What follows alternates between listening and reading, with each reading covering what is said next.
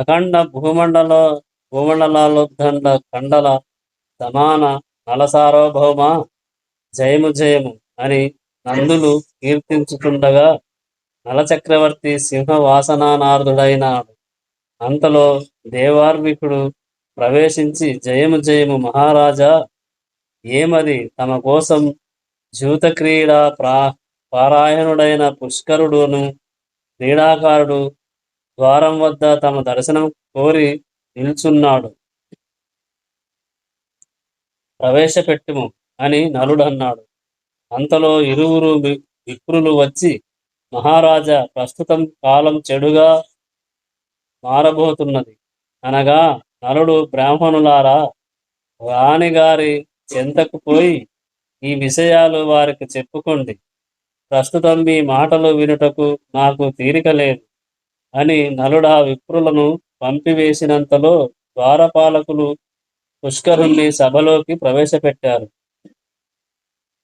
వానిని చూసి నలుడు, పుష్కరా, మా వలన నీకు కలుగగల ప్రయోజనమేమి అనగా, పుష్కరుడు, అన్ని విధాల సకల వినోదాలతో కాలం గడుపుతున్నాము, కానీ తమకు ప్రీతిపాత్రమైన జూదం పాచికలతో ఆడ వేడుక అగుచున్నావు అంటుండగానే వ్యాసనమందు ఇష్టం పడుతున్న నలుడు కలి ప్రభావం కారణంగా, సరే అట్లే కానిమ్ము అని చిరునవ్వు ముఖం మీద చిందులాడగా, నలుడు పుష్కరునిడితో జూదమాడ్డానికి సిద్ధపడ్డాడు. అక్షక్రీడ. నలుడు పుష్కరుడు జూదశాలలో అక్ష క్రీడకు కూర్చున్నారు. అప్పుడు నలమహారాజు పుష్కరుడు, మహారాజా, ఈ పాచికల అన్నయే నాకొక మిత్రుడు. నా జూదం ఆడిన తీరును చూసి నాకు వీటిని బహుకరించాడు. చాలా మంచిది. అక్ష క్రీడలో మీకు గల ప్రజ్ఞాపాఠ వాలాకు ఈ పాచికలు చక్కగా ఉపయోగపడవు. కాన వీటితో ఆరంభించదమా? పాచికలలో ఏమి ఉంది? మనం ఎలా వేస్తే అలా పడుతాయి. మన ఆటలో ఉండాలి కాని తత్తువ కాని మొదలుపెట్టు అని నలుడనగా, పుష్కరుడు జూదం ఆరంభించాడు. మొదట పందెం ఒడ్డారు.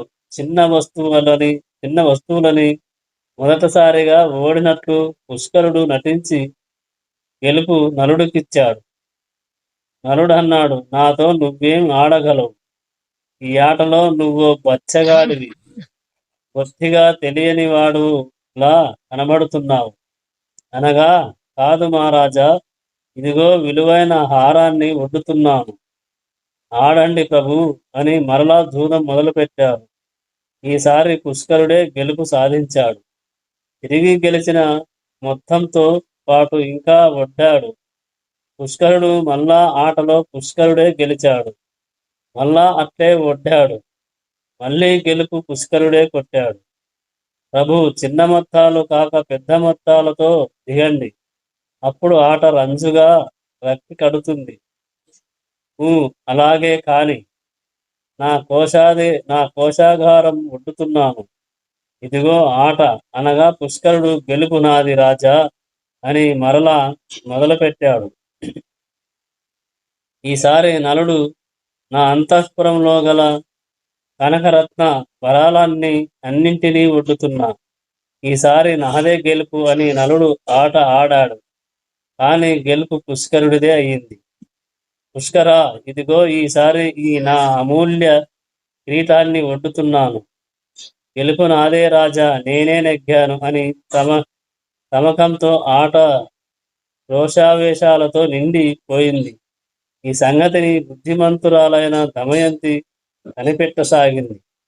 ఇంతలో కొందరు బ్రాహ్మణులు వచ్చి, అమ్మా, రాణిగారు అపశకునాలు కానవస్తున్నాయి, సమయం చాలా చెడుగా మారుతున్నది అని చెప్పి వారు వెడలిపోగా, దమయంతి అంతటా పెద్దలను మంత్రులను రప్పించి నలపుష్కరులను జూద ఫలితాలని అంచనా వేయసాగింది. బ్రాహ్మణులు చెప్పిన దుశ్శకున ఫలితాలని కూడా పరిగణలోకి తీసుకొని ఆలోచింపసాగింది. తన భర్త ఓడిపోవునని, ఇందేదో కుట్ర ఉందని పెద్దలతో యోచించి తానొక నిర్ణయానికి వచ్చింది. రథసారథి అయిన వార్ష్ణేయుడను వాని వానిని రహస్యంగా రప్పించి ఇంద్రసేనుడను కుమారుణ్ణి కూతురైన ఇంద్రసేన అను దానిని చూపించి, ఓ ఓ వార్ష్ణేయ, ప్రస్తుతం మన రాజు ఒక మాయావితో జూద వ్యసనంలో ఇంచుమించుగా అంతా ఓడిపోతున్నారని వార్తలు తెలుస్తున్నాయి. ఈ ఇద్దరు చిన్నపిల్లల్ని శీఘ్రంగా తాతగారి ఇంటికి క్షేమంగా తీసుకువెళ్ళు.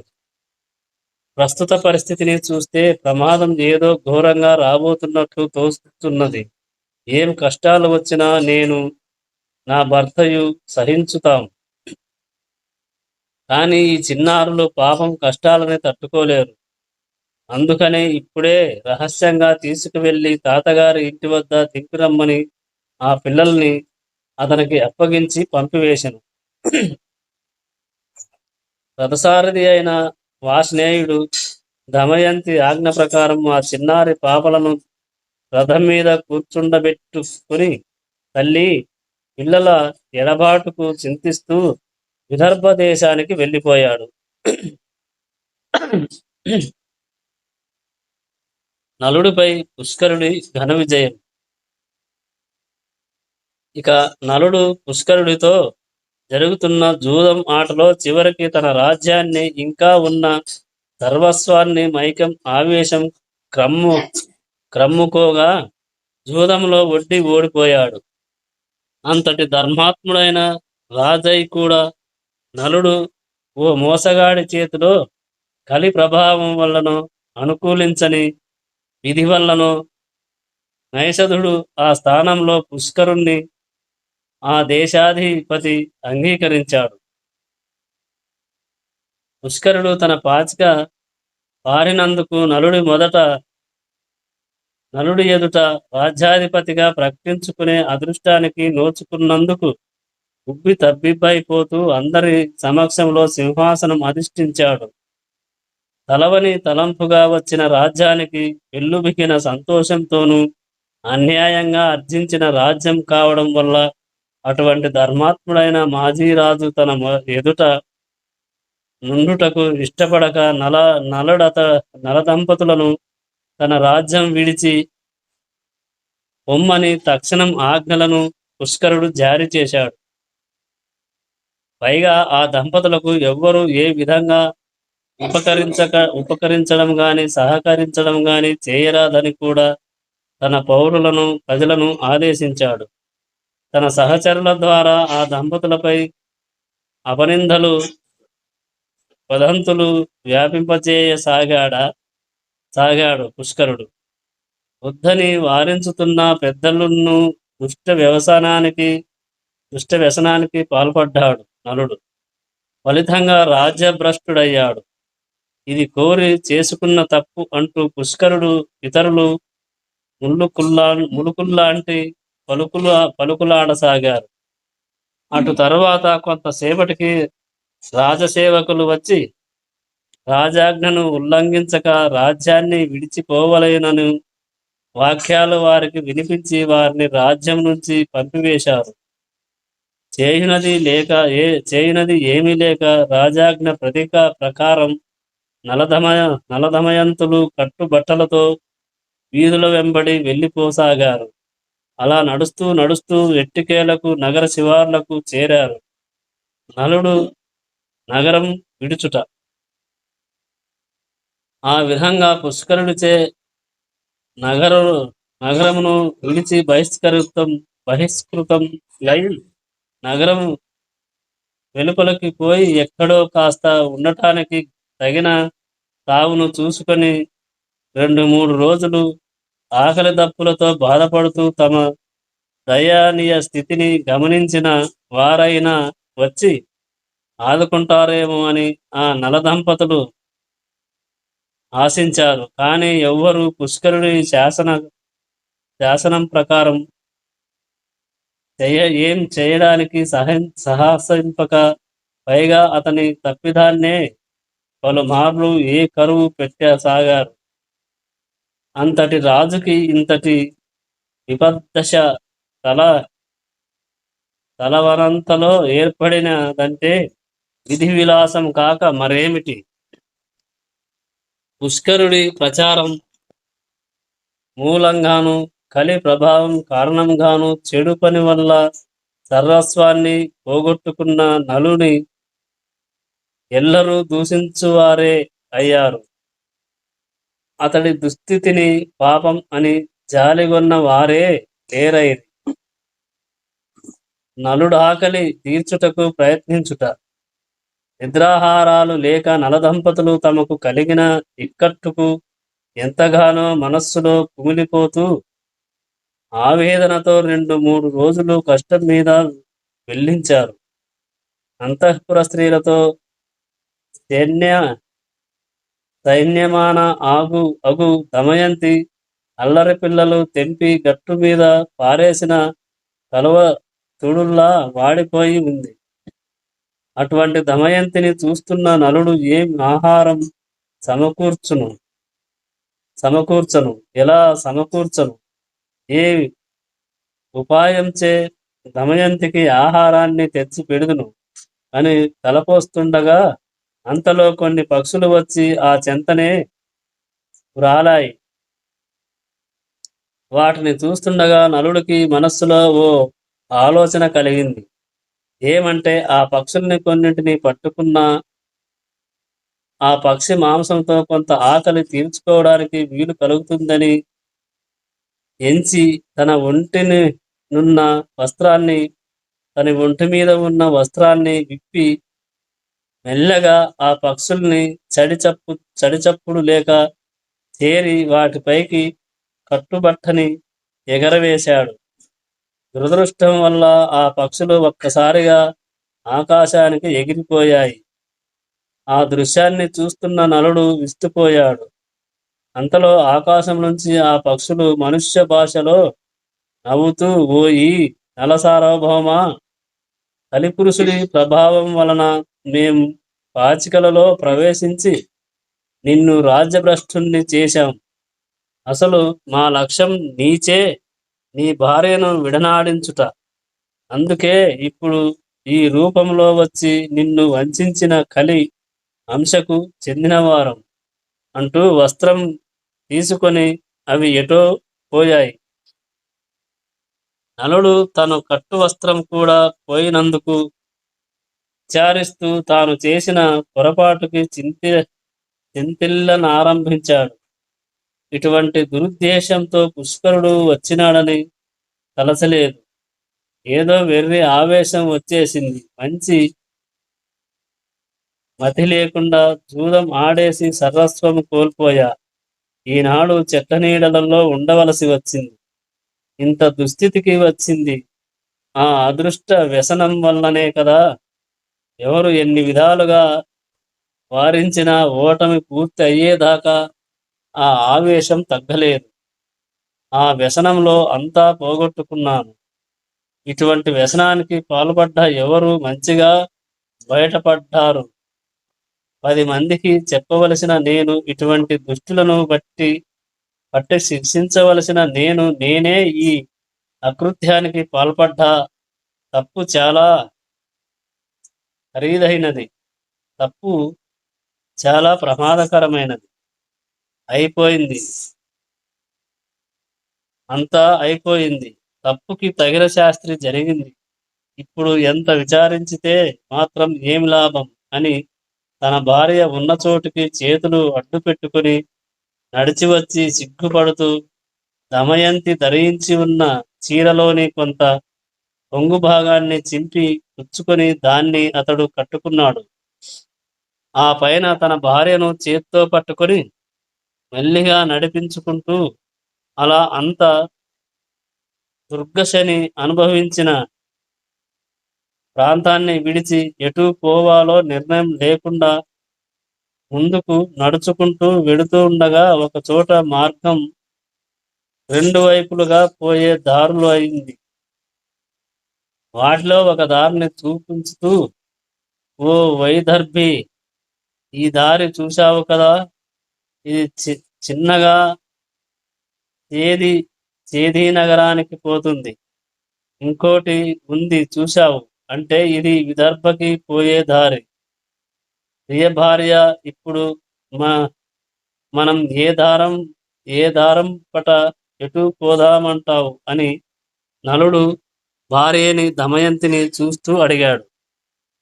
ఆ మాటలు విన్న దమయంతి తన పతిని చూసి, నాథా, ఈ అడవుల వెంట తిరుగుటయ్యేలా మనం విదర్భపురానికి పోవచ్చును గదా, అది మీకును నాకును నివాసయోగ్యమైనది. వేరుగా భావింపక మనము విదర్భపురానికి వెళ్ళి అక్కడ కొంతకాలం సుఖంగా ఉన్న పిమ్మట కర్తవ్యం ఆలోచింపవచ్చు. అక్కడ ఇక్కడ సంతరిస్తూ ఓ గమ్యం లేకుండా ఉంటే దానివల్ల కలిగే లాభం ఏముంటుంది? కనుక పోని ఈ అడవులలో తిరుగుదామా అంటే క్రూర మృగాలతో పోరాడుతూ ఇంకా కష్టాల్లోకి పోతాం. కాబట్టి విదర్భపురానికి వెళ్ళడమే అన్ని విధాలా తగింది అని అనగా నలుడు దానికి బదులు ఇలా పలికాడు. ప్రియభామ, ఒకప్పుడు గొప్ప ఐశ్వర్య సంపదలతో తులతూగుతున్న కాలంలో విదర్భలో ఉన్న ఇప్పుడు సర్వస్వం పోగొట్టుకుని అక్కడ మసలడానికి చిన్నతనం అనిపిస్తుంది అని నలుడు చెప్పగా విని దమయంతి భర్తతో ఇలా అంది. ప్రియపతి, మీరు ఒంటరిగా మసలజాలరు. భార్య లేని బ్రతుకు చాలా బాధకరమైనది. భార్యతో ఉన్నచో ఎటువంటి బాధలైనా మనస్సుని బాధించవు. రోగికి దుఃఖ బాధలు కలవానికి వ్యసనపరునికి భార్య ఉన్నచో ఎట్టి బాధలు కూడా బాధలుగా కనిపించవు. కనుక నన్ను విడిచి ఒంటరిగా ఉండటానికి ప్రయత్నింపకండి. స్వామి, మీ పాదదాసిని, మీ పాద పద్మసేవ నాకు ఎల్లవేళలా ఉండేలా నన్ను అనుగ్రహించండి నాథా. శ్రమచే అలసిన వేళ, ఆకలి వేళ, దప్పిక కలిగిన ఏడ భార్య ఉంటే ఏ బాధ లేకుండా చేయును. ప్రియపతి, నా జీవనం మీ జీవనంతోనే ముడిపడినది. అవి నా భావ సంబంధంతో పెనవేసుకుపోయినది.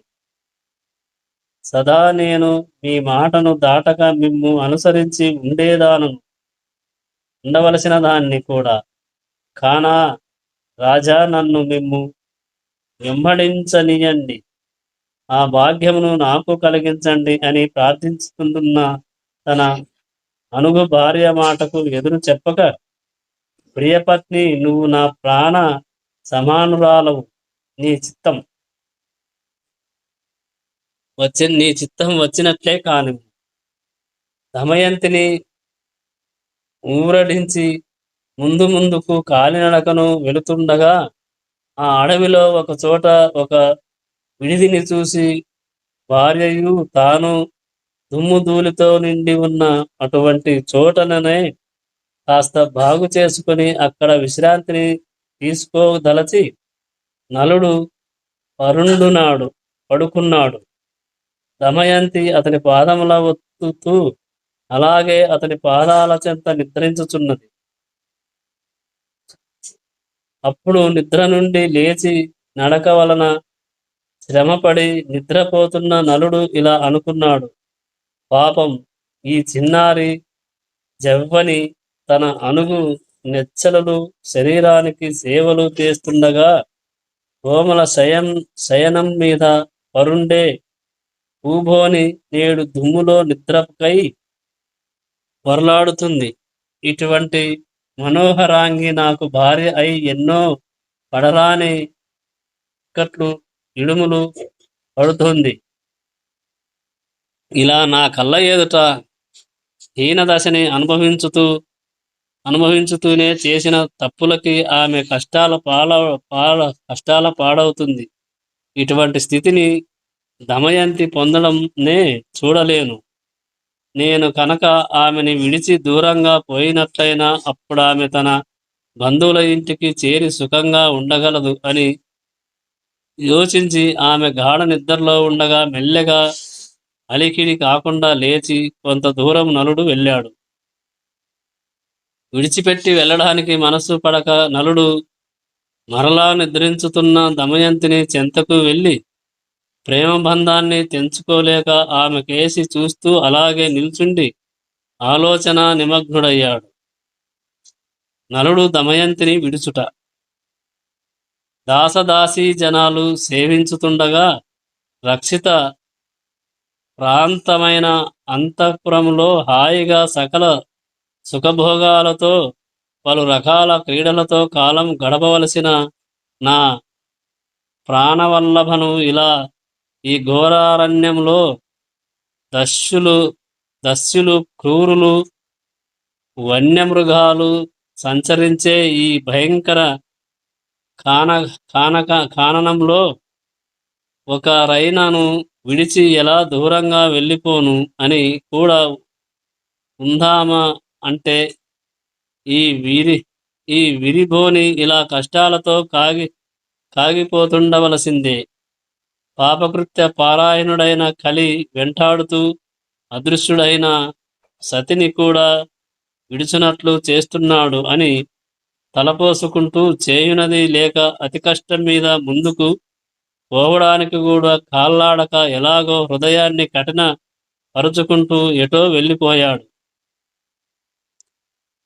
అటు తర్వాత కొంతసేపటికి మెల్లగా బడలిక తీరినంతనే పూరేకుల లాంటి కనులను దమయంతి తిప్పి దశ దిశలా కలియ చూసింది. అదంతా నిర్జనవనం. ఆ ఏకాంత ప్రదేశంలో ఎక్కడా ఏం కనబడడం లేదు. తన చెంతనే నిద్రించి ఉన్న ప్రియతమ ప్రాణనాథుడు ఉన్న జాడయే తోచడం లేదు. దమయంతి హడలిపోతూ భయం చింత మనస్సుని బెంబేలు పరుస్తుంటే అటూ ఇటూ సంతరిస్తూ నాదా ఏమండి ఎక్కడున్నారు? ఇక్కడ నేను ఒంటరిగా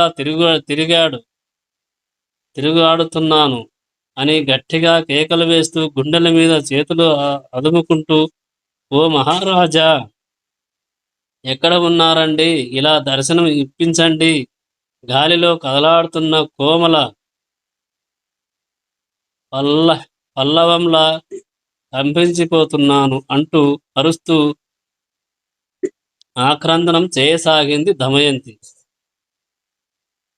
ఓ నిషధరాజా, ఓ ధర్మమూర్తి, నిజ భుజ శ్రితధర, మండలాన్ని చాకచక్యంతో పరిపాలింపగా సత్యవ్రత ఎన్నో మాటలు చెప్పావు. నన్ను విడనాడుటనంటూ నన్ను నిద్రింపజేశావు. కనులు తెరిచేసరికి ఎక్కడా కానరాకు ఉన్నావు. కనులకు కర్పూరంలా కనబడే కనక ప్రభాంచిత కమనీయ రూపాన్ని దర్శింపకుండానే ఓ క్షణం కూడా ఉండలేని దానెను. ఏం చెయ్యను, ఎటుపోను, ఏది శరణం స్వామి? ఒక్కసారి ఈ దీనురాలని కరుణించి దర్శనం ఇవ్వండి.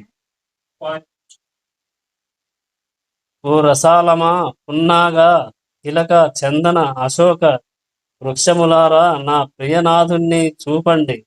ఆయన కుల ప్రకాశకుడు, అర్థత్రాణ పరాయణుడు, లోకోపకారుడైన అతిలోక నాయకుడగు నిషధ భూపాలుని చూపండి అంటూ పలు రకాలుగా రోధిస్తూ ఒకసారి కొండ కోనల వైపు చూస్తూ అరుస్తూ ఆక్రందిస్తూ నదీ ప్రాంతాల వద్దకు పోయి బొబ్బలు పెడుతూ ఇంకా గృహ ప్రాంతాలకు పోయి ఎక్కడున్నాడో నా నాదులని భయభ్రాంతురాలగుచూ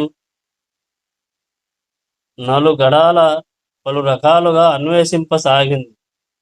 ఆ విధముగా తన పతిని వెదకుచూ దమయంతి అంతటా కాంతారమందు ప్రవహించుతున్న ఒక పుణ్య నదిని గాంచెను. ఆ ఒడ్డున ఉదకాన్ని మాత్రమే ఆహారంగా తీసుకుని మరి కొందరు ఆకులు అలుములు భక్షించువారు,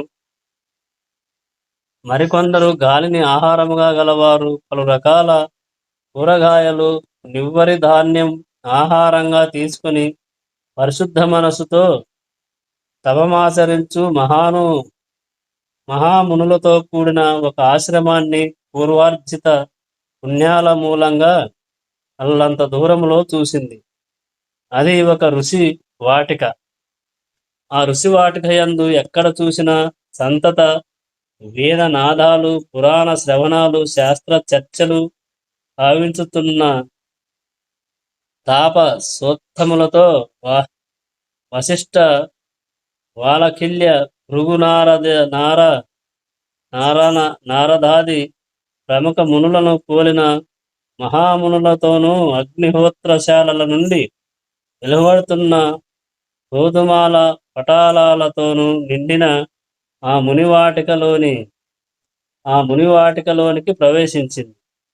అక్కడ ప్రవేశించగానే అధ్యాది హవిస్సుల హోమ సుగంధాల ఘనానందం చేస్తుంటే తనలోని దుఃఖం కొంత ఉపశమించింది. ఆ పవిత్ర తపోభూములలో అడుగులు వేస్తుంటే ఎంతో శాంతి మనస్సుకి గోచరం అవుతుంది. ఆ ప్రాంతాలలో నడుస్తుంటే కష్టాలు గట్టెక్కుతున్నట్లుగా, కలి బాధ తొలగుతున్నట్లుగా, శని బాధ ఉపశమిస్తున్నట్లు, మనస్సులోని ఆందోళన అంతమవుతున్నట్లు, ఆత్మకు ఆశ్వాసం ఆవిర్భావం అవుతున్నట్లు అనిపించుతుండగా కొందరు మునులు ఆమెను చూచి సమీపించగా దమయంతి వారికి సవినయంగా నమస్కరించింది. ఋషివాటికలో దమయంతి. ఎవరైనా ఉండునో ఈ రమణి వనదేవతయై ఉండునా, లేక ఎవరై ఉండునో ఈ సుందర భాగ్యరాశి అనుకుంటూ ఆ తపనేంద్రులు నమస్కరించిన దమయంతిని చూసి ఇలా అన్నారు. ఓ సుగ్రమణి, నిన్ను చూస్తుంటే మాకు ఏదో వింతగా ఉంది. నువ్వా ఒక భాగ్య సుందర రాశివి.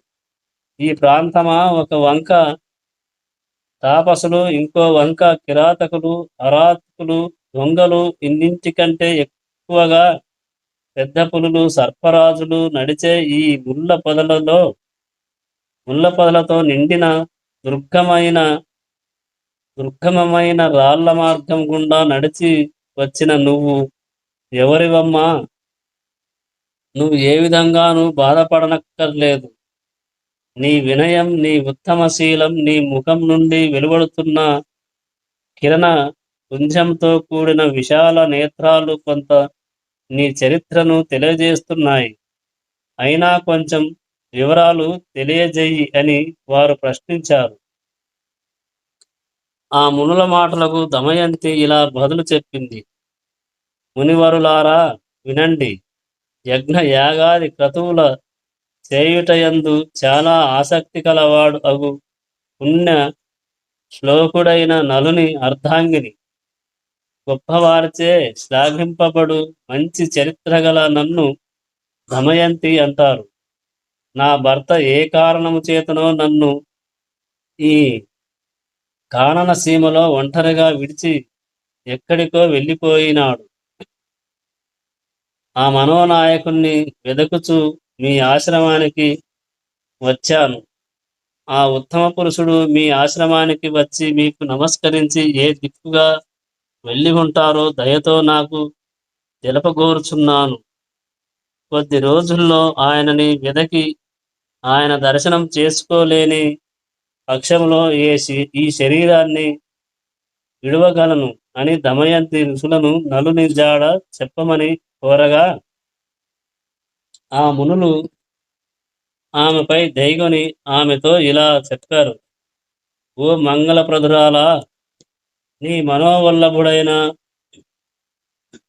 జననతుడగు నలరాజుని నువ్వు కొద్ది రోజులలో చూడగలవు అని చెప్పి వారంతటా అదృశ్యులవగా అందులకు కాలమే ఆశ్చర్యపడుతూ ముందుగా పోగా అక్కడ ఆ దారిని పోవు ఓ గుర్రపు దండును చూచి వారి చెంతకు పోయినది.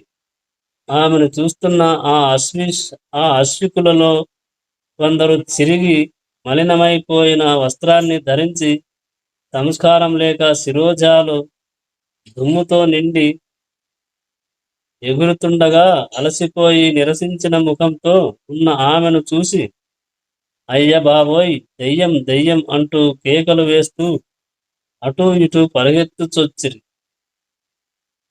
నిద్రాహారాలు లేక తృప్తిపాసలతో బాధపడుతున్న దమయంతిని చూసి మరికొందరు పిచ్చిది పిచ్చిది అని గొడవ చేయసాగిరి. కొందరు ఆమెను చూసి ఈ అడవులలో ఏమి వెతుక్కుంటూ తిరుగుతున్నావు పిచ్చిదానా అని పకపక నవ్వుతూ హేళన చేశారు. ఇంకొందరు ఆమెను చూసి అమ్మా, నువ్వు నిజంగా దేవతవు, వనదేవతవు అంటూ దండాలు పెట్టారు. ఆ నిర్జనారణ్యంలో ఇంతమంది ఆశీస్సులను చూసి అమ్మయ్య, నా పుణ్యం వల్ల ఇంతమందిని ఒక్కసారి ఇక్కడ చూడగా నిజంగా ఇది నా అదృష్టం అని భావించి వారితో ఇలా అంది.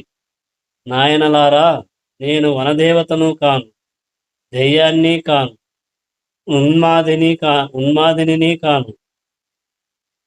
దురదృష్టవశాత్తు కరుణాపూరితుడు దేవతలతో సమానుడైన నలుడను వాని భార్యను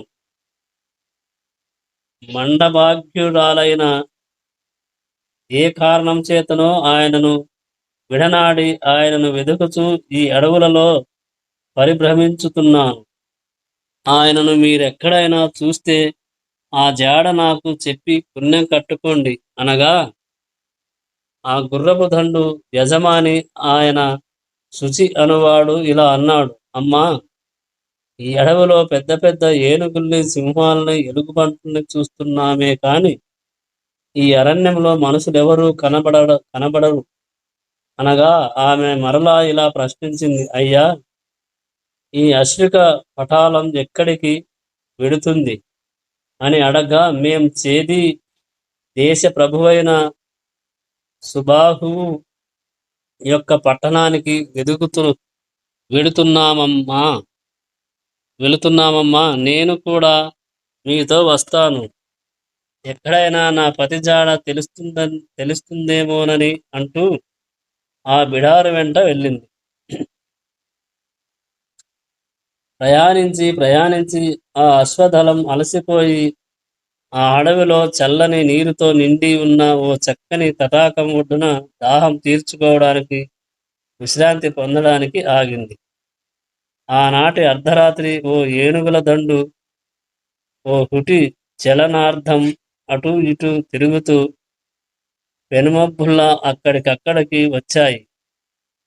అవి నిద్రపోతున్న వారి కాళ్ళు చేతులు తొక్కి సంచరిస్తుంటే నిద్ర నుంచి మేల్కొని కంగారు పడుతూ ప్రాణభయంతో నలుమూలలకు పరుగులు తీసేవారు కొందరైతే ఇంకొందరు చెట్టెక్కి కూర్చుండినారు.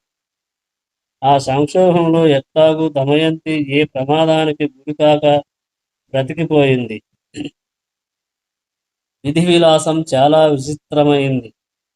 అసలు దురదృష్టవంతురాలు ఈమె అయితే చనిపోయిన వారితరులు దైవం పూర్తిగా విచక్షణారహితమైనది. ఈమె గజ సమూహాల దాడికి దూరమై ఉండగా ఆ ఏనుగులు బిడారులోని వారందరినీ చంపి పారేసినాయి. అది వాళ్ళ పూర్వజన్మ పాపము కాక వేరే మగును. ఆ ఏనుగుల గుంపులు స్వైర విహారం చేస్తున్న ఆ సమయం నిశిరాత్రి. అటువంటి సమయంలో ఏ రక్షణ లేక ఏకాంతంలో ఉన్న కాంత అయింది. అప్పుడు ఆమె గాలిలో కదలాడుతున్న చిగుర్లా ఉన్న దమయంతి ఇలా ఆలోచించుకుంది. ఆనాడు దేవతలు నాతో విహారార్థం కోరికను తెలుపగా నేను నిరాకరించానన్న కోపంతో ఏనాటికైనా కసి తీర్చుకోవాలని అదృశ్యులై వెంటాడుతూ మమ్మల్ని ఇలా కష్టాల పాలు చేస్తున్నారా అనిపించుతుంది. స్వయంవరంలో పొందిన అవమానానికి దేవతలు తలపెట్టిన ప్రతీకార చర్య అనిపిస్తుంది. దేవతల ఇట్టి ఘాతుకానికి తలపడి నా భర్తకు నాకు కష్టాలను సృష్టించి ఎడబాటును కలిగించారని తోస్తుంది అనుకుంటూ ఎక్కడో ఓ రక్షిత ప్రాంతాన్ని చూసుకొని నేల మీదే చేతిని తలగడ పెట్టుకుని ముడిచిపెట్టుకుని నిద్రించింది. తెల్లారింది. బిడారులోని వారు చచ్చిన వారు చావగా మిగిలిన వాళ్ళు అమ్మోయని బాబోయ్ అయ్యోయని అనుకుంటూ కుంటుకుంటూ ఎలాగో కష్టం మీద మిగిలిన ఆ కొందరు అశ్వాలతో చేరి దేశరాజైన సుబాహుపురానికి అలాగే నడుచుకుంటూ చేరారు. వారితో పాటు దమయంతి కూడా చేరింది. ఆ పట్టణ రాజవీధి గుండా కొంత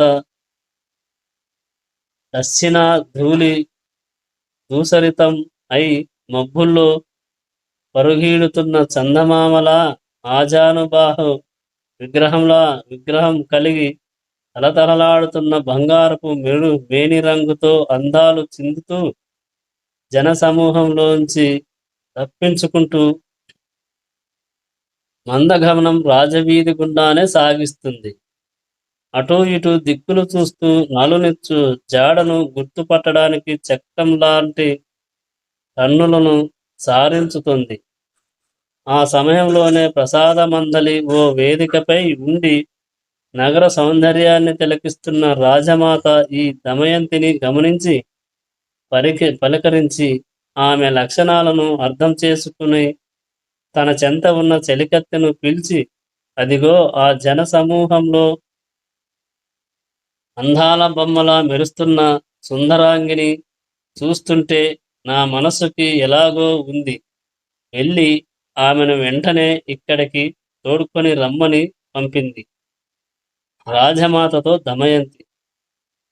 రాజమాత ఆజ్ఞ ప్రకారం ఒక దారి రాజవీధిలో దిక్కులు చూస్తూ తిరుగాడుతున్న దమయంతిని చూసి రాజమాత కోరికను తెలిపి ఆమెను అంతఃపురంలోనికి తీసుకువెళ్ళింది.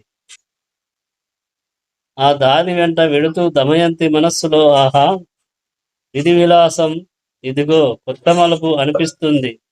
దీన్ని బట్టి చూస్తే అసలు ఆ దేవతలకి నే కష్టాలు పడాలన్నది లక్ష్యం కాకపోవచ్చు. నా వంటి అందాల రాశిని పొందాడన్న కోపం నలుడి మీద కాగా తత్పరిణామం ఇలా మారింది అన్న మాట అనుకుంటూ రాజమాతని దమయంతి దర్శించింది. ఆ రాజమాత దమయంతిని ఇలా ప్రశ్నించింది, ఓ సుందరి, నిన్ను చూస్తే రాజవీధిలో నాకేదో అవ్యాజ కరుణ ముంచుకొచ్చింది. అందుకే నిన్ను పిలిపించాను. అయితే నువ్వు ఎవరువు? ఎవని భార్యవు? ఇలా దుఃఖపూరిత రాలవై పరిభ్రమిస్తున్న కారణం ఏమిటి చెప్పు అని అడిగింది. అమ్మా రాజమాత, నా భర్త శత్రు సమూహాలకి కంఠీరవం, మానవోత్తములకు శిరోభూషణం అయినవాడు నా భర్త. సకల సద్గుణ పరితుడైన ఒక మాయాజూదంలో సర్వస్వాన్ని ఆవేశపూరితుడై ఓడిపోయినాడు. అనంతరం ఆ కొత్త రాజు నన్ను నా భర్తను దేశం నుంచి బహిష్కరించాడు. ఆ ఫలితంగా మేము అడవులకు వచ్చి చాలా కష్టాలు పడ్డాం. అలసి నేనొక చోట నిద్రించుతుండగా నా కష్టాలను చూడలేక ఒంటి బట్ట పీలికతో నలరాజు ఎచ్చటికో వెళ్ళిపోయాడు.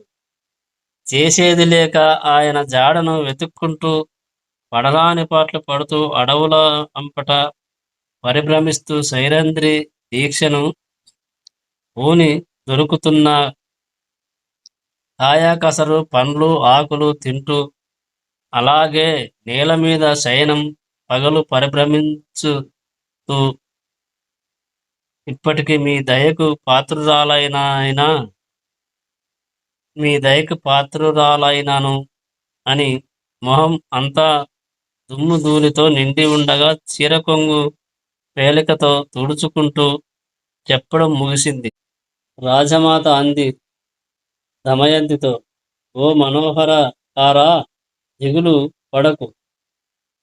నువ్వు ఏ చింత పొందక సుఖంగా ఉండు. ఇంతలో కొందరు బ్రాహ్మణులు నలుమూలలకు పంపి నీ భర్తను వెదకించుతూ ఏర్పాట్లు చేస్తా అని రాజమాత అనగా దమయంతి ఇలా అంది. ఓ అమ్మగారు, నేను ఈ మధ్య శైరంధ్రి నోమును పూనినాను. ఎంగిలిని తినేదానను కాను. ఇతరుల పాదాలను కడిగేదానను కాను. పరాయి మగవారితో పలుకజాలను. కాని నా భర్తను వెదకుటకు పోవు బ్రాహ్మణులతో మాత్రం మాట్లాడేదను. ఇవి నా నిష్టలు.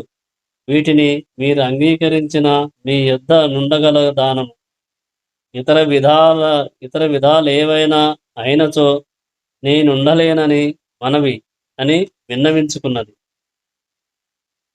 ఆ మాటలు విన్న రాజమాత చాలా సంతసించి, నీ చిత్తం వచ్చినట్లు ఉండు. ఏ విధమైన గౌరవభంగం రానియను. చూడు, ఈమె నా కూతురు సునంద అనునది నీకు ఎల్లవేళలా సహాయురాలిగా ఉంటుంది అని ఆమెకు కావలసిన ఏర్పాట్లు చేయించింది రాజమాత.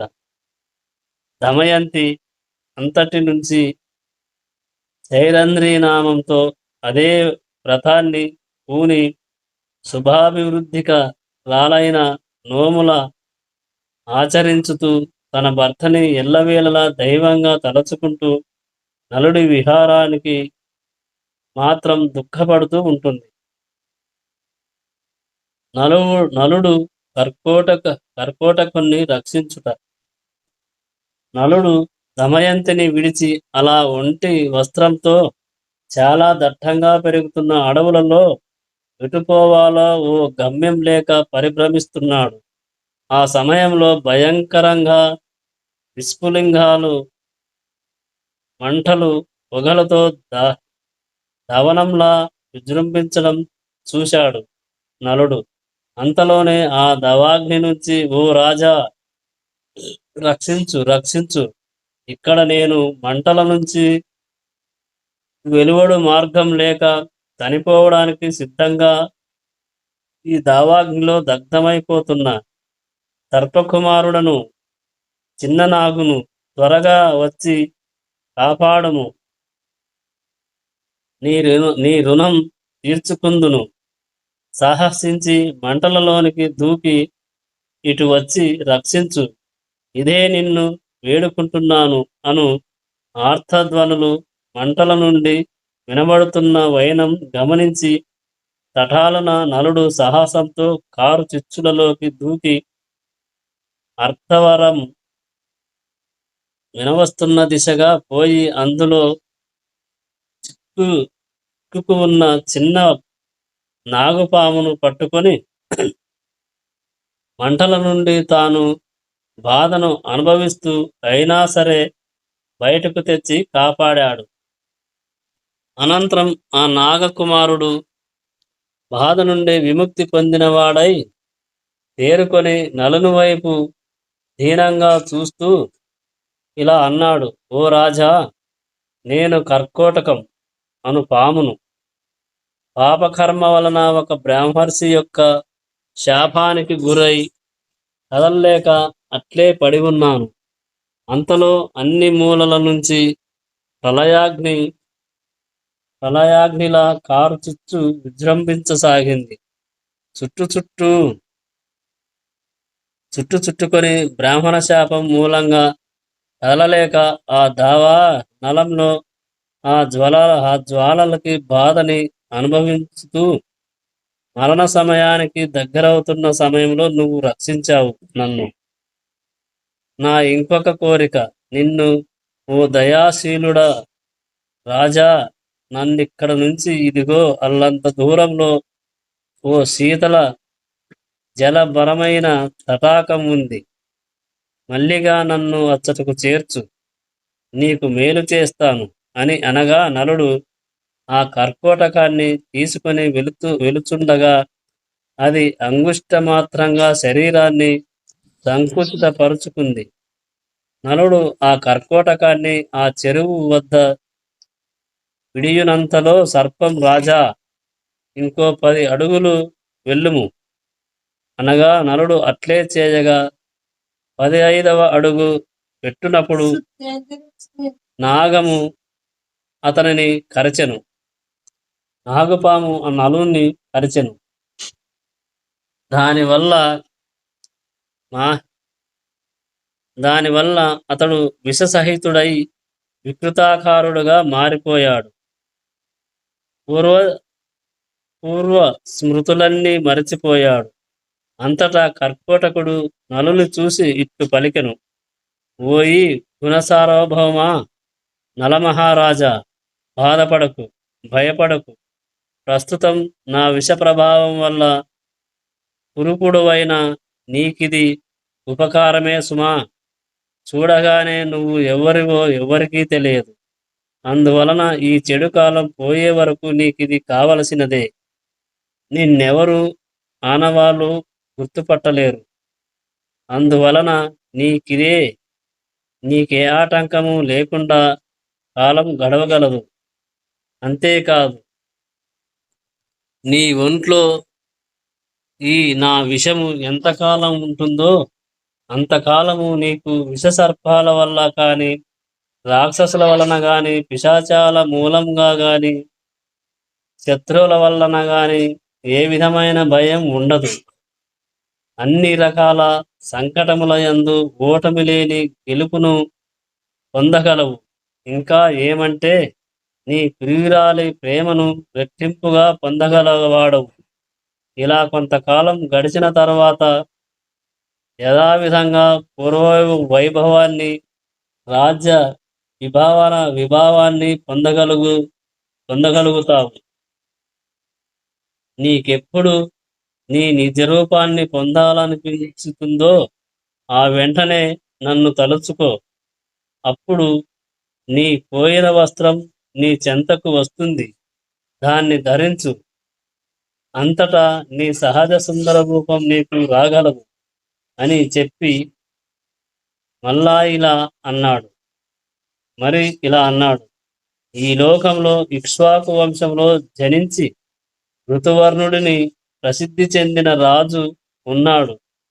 అతడు సకల సద్గుణాలతో ఒప్పుతుంటాడు. సమస్త వైభవాలు కలవాడు. నువ్వు ఆ రాజుని సేవించు. అతని కొలువులో నీవు అన్ని విధాలా తగియుండును. నువ్వు ఆ ప్రభువుకి అశ్వ హృదయం అను విద్యను ఉపదేశించి అతని వద్ద నుండి అక్షహృదయం అను విద్య గ్రహించుము. ఆ రాజు కొలువునందు బాహుకుడను పేరుతో అతని కొలువులో రథసారథిగా వృత్తిని స్వీకరించుము. తనకు మేలు చేసిన కారణంగా నలుడికి కర్కోటకుడు ఇన్ని విధాలుగా చెప్పవలసిన మాటలన్నీ చెప్పి మాయమైనాడు. కర్కోటకుని మాటల ప్రకారంగా నలుడు అయోధ్య పట్టణానికి వెళ్ళి ఋతువర్ణుడను రాజును చూసి, ఓ మహారాజా, నేను బాహుకుడను వాడను అశ్వశాస్త్రం ఎరిగి ఆ ప్రకారంగా అశ్వశిక్షణను ఇవ్వగలవాడను. నాకు వంట చేయుటయందు మంచి నేర్పు కలదు. చాలా రకాలైన చేతి పనులు బాగా తెలిసిన వాడను. కావున నీ ఆస్థానమునందు సేవకునిగా నన్ను నియోగింపుము అని నలుడనగా వానితో ఋతువర్ణుడిట్లు చెప్పాడు. ఓ ఈ బాహుక, నీకు అశ్వశిక్షణ యందు నేర్పు కలిగినదే కాన మా అశ్వాలను చక్కగా త్వరగా నడుచునట్లు శిక్షనిమ్ము అని ఋతువర్ణుడు చెప్పగా, అంతటి నుండి బాహుకుడు ఋతువర్ణుడి అశ్వశ్వాలయందు ఉంటూ అతని ఇష్ట ప్రకారం చేస్తున్నాడు. అక్కడ అశ్వ విచారణాధికారిగా ఉంటూ గుర్రాలను జాగ్రత్తగా పరీక్షించుతూ చెడ్డ గుర్రాలను ఏరి వాటి నుంచి శిక్షణను ఇస్తూ వాహ్యాలికి తగిన వాటినిగా తగిన వాటినిగా చేస్తున్నాడు. పెంకి గుర్రాలను దారిలో పెట్టాడు. అంతేకాకుండా వంట వార్పు చేయుటయందు మంచి నేర్పరితనం చూసి రాజు మెప్పును పొందుతున్నాడు. వార్ష్ణేయుడు, జీవనుడు, అనువారులు బాహుకునికి సహాయులుగా ఉంటున్నారు. ఈ విధముగా ఋతువర్ణుడి కులంలో ప్రచ్ఛన్న రూపుడై ఉంటూ ఒకానొక రాత్రి ఏకాంత సమయంలో తన భార్యను విడిచి వచ్చిన ఘటనలను తలుచుకొనసాగాడు. ఆనాడు ఓ చంద్రవదన దమయంతి నాతో పాటు చాలా కష్టాలు పడుతుండగా నీ చూడలేక ఏం చెయ్యాలో తెలియక ఏమి తోచక అర్ధరాత్రి నీ చీర చింపుకుని ఆ పేలికనే ముడ్డికి కట్టు చుట్టుకుని నిన్ను విడవలేక ఏకాంతంలో విడిచి ఆ చీకట్లో ఆ అడవి దారింబడి నడుచుకుంటూ వచ్చి పలు కష్టాలు పడి ఇచ్చటికి చేరానే కాని నీ యోగ క్షేమాలు ఏం తెలియక నేనెంతో బాధ చెందుతున్నా. నేను లేకపోయినట్లయితే నువ్వు ఎలాగూ విదర్భకు చేరి సుఖంగా ఉంటావన్న తలంపుతో అలా చేశా. ఎక్కడ ఉన్నావో, ఎలా ఉంటున్నావో, లేక ఏ వన్యమృగాలకైనా ఆహారం అయ్యావా, నీ జాడ ఎట్ల అయినది ఏమి తెలియకున్నది. నువ్వున్నావని విరహబాధ చెందన వన్యమృగాలచే భక్షింపబడ్డావని విచారించనా. ఓ నా ప్రియపత్ని, నీ విరహంతో ఈ రోజులు ఎట్లా గడపను. ఇదంతా నా పూర్వజన్మ కృత పాపఫలం. ఇప్పుడు అనుభవిస్తున్నానని నలుడు తన ప్రియపత్నిని తలుచుకుంటూ ఏవేవో ప్రలాపింపసాగాడు. నలుడి ప్రక్కనే నిద్రించుతున్న జీవులుండుడనేవాడు నలుడి వివశ ప్రలాపాలను విని ఆశ్చర్యపడుతూ అనుకున్నాడు, ఈ బాహుకుడు ప్రతి రాత్రి ఎందుకో ఏదో దుఃఖ బాధను అనుభవిస్తున్నాడు. ఇతడి ప్రలాపనలను జాగ్రత్తగా ఆలోచించితే ఇతడికి ఒక భార్య ఉన్నట్లు అర్థమవుతుంది. ఇతనికి ఆమెతో విరహం ప్రాప్తించినట్లు తోచుతుంది. ఇతడు చూస్తే నల్లగా మారి చేతులు కురిపి పొడలు దేహము కలవాడుగా ఉన్నాడు. ఇట్టివాడికి భార్య ముహర్తి ఉంటుందా అనిపిస్తుంది. ఉన్నట్లయితే వీడికి తగినదే ఎవరితో అసహ్యమైన స్త్రీ ముహర్తి ఉండునేమో. ఆలోచిస్తే దీనిని బట్టే వీని భార్య అందం తెలుస్తుంది. కొద్దిగా ఇతన్ని ప్రశ్నించి చూస్తే ఇతని సంగతి తెలుస్తుంది కదా. మెల్లిగా ప్రశ్నించి ఇతని కథాకమ విసుగు అడిగి తెలుసుకుంటాను అని బాహుణ్ణి సమీపించి, ఏమయ్యా బాహుక, నీ మాటలని బట్టి చూస్తే నీకో భార్య ఉండేదని, ఆమెతో నీకు విరహం సంభవించినట్టు తోస్తుంది. ఇదెంత నిజం అంటావు బాహు? వివసుడనైనప్పుడు కలలోనూ మరెలాగో ప్రలాపాలను విని నాకు భార్య ఉన్నట్లు గమనించాడి జీవనుడు. అసలు సంగతి చెప్పక ఎందుకు దాస్తున్నాడో జీవలుడు కనిపెట్టాలని అడిగి చూశాడతన్ని. నలుడు అతనికి ఇలా చెప్పాడు. ఓయి జీవనుడా అని. నలుడు తన వృత్తాంతాన్ని ఇంచుక తన పరవశ వాక్యాల మూలంగా సూచనాప్రాయంగా ఏదో పసికట్టాడు. కావున యుక్తియుక్తంగా ఇప్పుడు వీనికి సమాధానం చెప్పుట మంచిది. నాకిక్కడ ఈ కష్టకాలంలో ఇంత ఆధారం దొరికింది. ఇది పోగొట్టుకుంటున్నా ఇంకా ఎన్ని కష్టాలు పడవలసి ఉండునో. ఆ కర్కోటకుడి మూలంగా నా అసలు రూపం పోయి ఈ రూపం వచ్చింది కనుక ఇతరులు నన్ను ఏ విధంగానూ ఎరుగజాలరు. ఇప్పుడు అనవసరంగా నన్ను నేను బయట పెట్టుకొనుట వల్ల వచ్చునది కష్టం కాని వేరేమీ కలదు అని యోచించి, ఓయి మిత్రమా, భార్య అనేది ఎవరు? ఎడబాటు ఏమిటి? ఇటువంటి హేయ రూపం గల నన్ను యువతి చేపట్టును. నా అందానికి నాకో భార్య కూడానా? చాలు చాలు, ఇది హాస్యాస్పదమైన సంగతి కదా. అయితే నీకీ దుఃఖం ఎందుకు వచ్చింది అని నువ్వు అనుకోవచ్చు.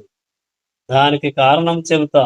ప్రజ్ఞారహితుడు అనువాడు ఏం కారణంగానూ తన భార్యను విడనాడి ఆమెను అన్వేషించి ఎక్కడా జాడ ఎరుకపడక విచారంతో పరవశించి ఆడిన పలుకులు మాదిరిగా నువ్వు విన్న విధంగా అతని మాటలు తలుపుకు వచ్చి నిద్రారాన కారణంగా నువ్వు విన్న విధంగా ఆ పలుకులు నా నోట వెలువడ్డాయి. అయితే ఈ ప్రలాపాలకి నాకు వేరేమీ సంబంధం లేదు అని వాడు విశ్వసించేలా మాటలాడిన